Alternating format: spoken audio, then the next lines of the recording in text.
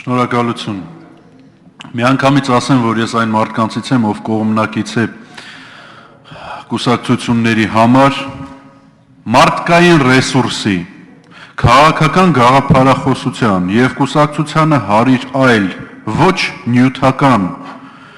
ու անհրաժեշտ հանգամանքների եւ հատկանիշների առումով խստացման օրենքի։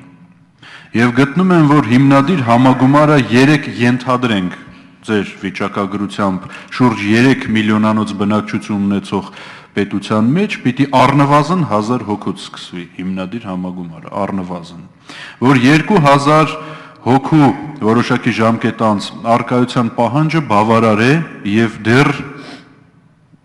առավելագույնը չէ որպես պահանջ։ Ուստի այդ առումով խնդրում եմ պարզաբանեք, որքանով է ճիշտ կոնկրետ իրավաբանական անձի տեսակ հանդիսացող մարմնի նկատմամբ, կուսակցության նկատմամբ, խստացնել այնպիսի պահանջներ, որոնք բխում են նյութական բարիքներից եւ նկատի ունեմ նաեւ գործող ու նախկինում գործող օրենքներում մի շարք ուրեմն դրույթներ եւ փոխարենը մեղմացնել ու թուլացնել մարդկային ռեսուրսի, գաղափարախոսական, քաղաքական ազդեցության եւ դերակատարման իմաստով հսկողությունը, հետեւաբար նաեւ ներգործությունը, հետեւաբար նաեւ կուսակցություններին, այսպես ասած, դրթելը ավելի արդիական, ավելի ճիշտ ու ավելի համապատասխան լինելու իրենց կարգավիճակին։ Եթե քաղաքական կուսակցություն է, ուրեմն այն պիտի ըստ դասագրքային բացատրության համադրելի քաղաքական գաղափարախոսության հիման վրա անհատական մասնակցությամբ մարդկային միավորում լինի, ստեղծվի եւ լինի։ Այդտեղ առաջնահերթ են հենց կրկնում եմ քաղաքական գաղափարախոսության արկայությունը, համարժեք դրույթները, ծրագրի արկայությունը իր լուրջ բովանդակությամբ եւ պահանջներով դրա նկատմամբ եւ մարդկային ռեսուրսով ներկայացվածությունը քաղաքական կյանքում։ Մինչդեռ գործող օրենքը օրինակ պարտադրում է, ասենք, չհամարակալած էջերի, եւ ես բերում եմ շատ կոնկրետ օրինակ, դուք գիտեք, չհամարակալած էջերի շտկումն անելու համար, համարակալելու համար գումարել նոր համագումար։ Այս փոփոխություններն արեք։ Եվ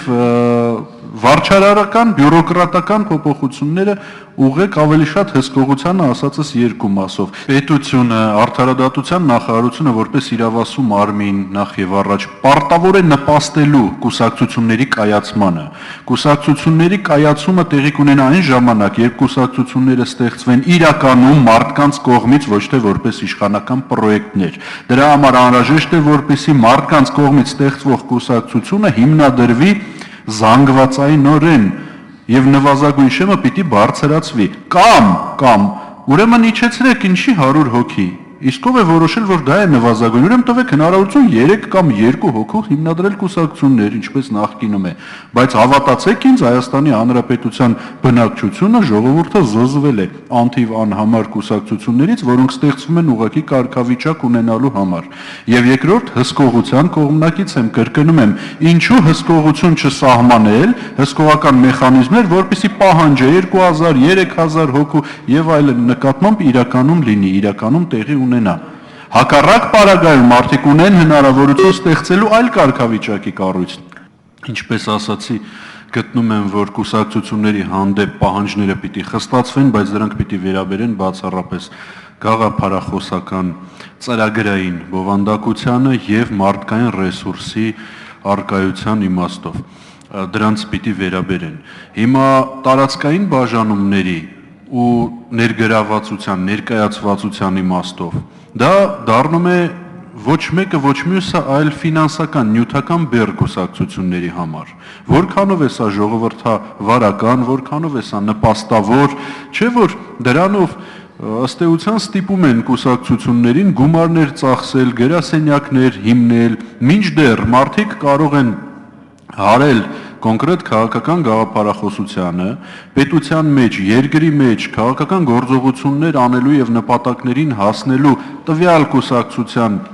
դիրքորոշմանը մոտեցումներին, այդ մարդիկ կարող են լինել չափազանց մեծ թվով, ինչը կրկնում եմ շատ եմ կարևորում եւ ինչը արդարացնում է կուսակցության գոյությունը, որովհետեւ եթե որևէ մի գաղափար ընդունում է մեծ թվով մարդիկ, ուրեմն այդ գաղափարը իրավունք ունի գոյություն ունենալու, բայց եթե այդ գաղափարը կրող իրավաբանական անձը, ուրեմն փող չի ծախսել, չի ստեղծել X մարզում կամ որևէ այլ տեղ տարածքային կառույց, իսկ դա պահանջում է կոնկրետ տեխնիկական միջոցներ, կառույց ասածը օդի մեջ չի ստացվում պրակտիկորեն եւ դա գիտեն բոլորը, որպես ուղղակի մարդկանց խումբ ինչ-որ մի տարածքում։ Դա նշանակում է, որ ֆինանսական բեռ պարտադրելով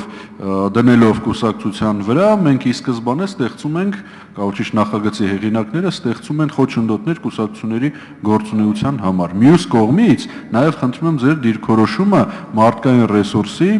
եւ քաղաքական գաղափարախոսական բովանդակության նկատմամբ հսկողությունը։ Ինչ վերաբերում է գրանցման հետ կապված այդ հեշտացումներին, ապա դրանք շատ հարաբերական բաներ են։ Այ նախարարն ասաց, որ հնարավորություն է ստեղծում տարանջատել գրանցման համար մերժումը եւ ուրեմն փաստաթղթերի վերադարձը, բայց դա շատ հարաբերական բան է։ Կարող են 55,000 անգամ վերադարձնել, որովհետև էջերը համարակալված չեն, ինչպես օրինակ եղել է, ասենք իմ կողմից ներկայացվող կուսակցության հետ, եւ դա ստացվում է էլի չգրանցել, կամ որևէ այլ պատճառաբանությամբ կարող է չգրանցվել եւ այլն։ Ուրեմն Ալյանս կուսակցությունը, որ ես պատիվ ունեմ ներկայացնելու, հիմնադրվեց 1017 հոգու կողմից։ Հատ-հատ հաշվեցին բոլորի տվյալները, ստուգեցին, պարզվեց, որ իրականում այդպես է։ Մերժվեց գրանցումը, որովհետև էջերը կանոնադրության համարակալված չէր եւ բաց էր թողնված մի շահկապող, օժանդակող, ուրեմն եզրույթ բովանդակային իմաստ չունեցող նախադասության մեջ։ Ընդ որում դա արվեց նրանից հետո, երբ մեկ անգամ արդեն վերադարձրել էին փաստաթղթերը շտկումներ անելու համար։ Ուստի, եթե ցանկանում են, հաստատում են, եթե չեն ցանկանում, չեն հաստատում։ Բայց դրանից հետո պարտադրվեց նորից համագումար անել, որպեսզի էջերը համարակալվի։ Երբ որ ես բերեցի օրենքի նախագիծ այն փոփոխելու համար, տրվեց բացասական եզրակացություն։ Հիմա համագումար անելու պահանջը եւս օդում կախված է։ Շատ ճիշտ եք։ Ես իմ ելույթում էլ ասացի, ի պատասխան մի հարցի էլ ասացի, որ աբսուրդ եմ համարում գործող օրենքի այն ձևակերպումները, որոնք ստիպում են գրանցող մարմնին մերժել կուսակցության գրանցումը